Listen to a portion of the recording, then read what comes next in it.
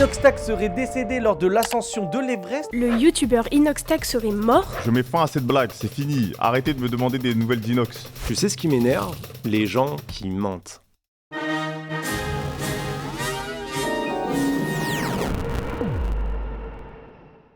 Dans une démocratie, l'information joue un rôle social majeur.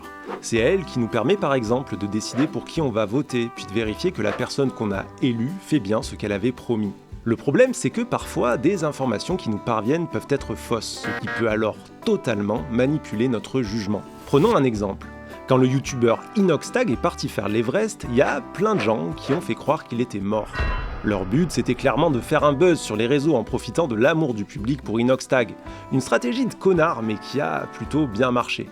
Bah ouais, comme les gens adorent Inox, ils sont allés voir les vidéos, les ont commentées, partagées, et plusieurs d'entre elles ont atteint le 1 million de vues.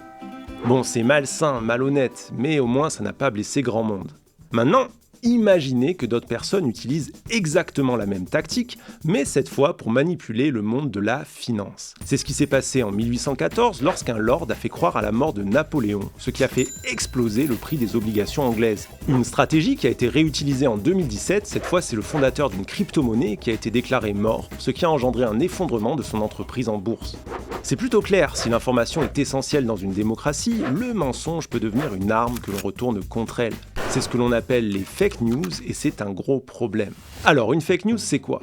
Selon le Collins English Dictionary, les fake news sont de fausses nouvelles, souvent sensationnelles, déguisées en vraies informations. C'est plutôt clair, mais un peu réducteur aussi, parce que dire qu'une fake news c'est une fausse nouvelle, merci, mais on aurait trouvé tout seul. Surtout qu'une fausse nouvelle, ça peut être un peu tout et n'importe quoi, et surtout pas toujours une fake news. Par exemple, quand le journal parodique le Gorafi titre « Une casquette nazie se retire des législatives après une photo d'elle en compagnie d'une candidate RN ». Bon bah c'est un contenu volontairement faux, donc une fausse nouvelle, mais en réalité personne ne va s'y tromper, donc est-ce que c'est vraiment une fake news ? Bah non. En fait, ce qui va définir une fake news, c'est pas seulement qu'elle est fausse, c'est aussi l'intention de la personne qui va produire l'information. Pour qu'il y ait fake news, il doit y avoir tromperie, et tromperie volontaire. Une fake news, c'est une fausse information produite dans l'intention délibérée de contrefaire la vérité. Donc mentir sur le fait qu'Inox est mort, l'annoncer sur un compte qui n'a rien de parodique et le faire alors qu'il est en train d'escalader l'une des montagnes les plus dangereuses du monde, c'est bien une fake news. Il y a une volonté de tromper. Par contre, si un compte humoristique annonce demain qu'Inox s'est fait kidnapper par des canards, là, ce sera juste une parodie. Reste une question. Pourquoi les fake news sont aussi dangereuses pour la démocratie ? Eh bien, comme je le disais au début, nos démocraties sont fondées sur un idéal communicationnel. En gros, on croit que pour que le peuple puisse décider qu'il va élire, il doit avoir accès à des informations honnêtes, non biaisées, qui lui permettront de prendre la meilleure décision.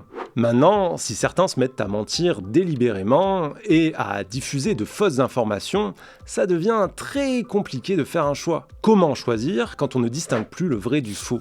Pire, à partir du moment où quelqu'un ment, ce n'est pas seulement son discours, mais l'ensemble du discours politique qui devient suspect, puisqu'il suffit aux menteurs de dire que ce sont les autres qui mentent pour ne pas avoir à assumer ses mensonges. Ça a été la stratégie de Donald Trump lors de sa campagne de 2017. Selon le Washington Post, il a non seulement tenu plus de 9500 fausses affirmations, mais a aussi passé sa campagne à dire que c'était ceux qui dénonçaient ses mensonges, qui étaient les vrais menteurs et qui diffusaient des fake news.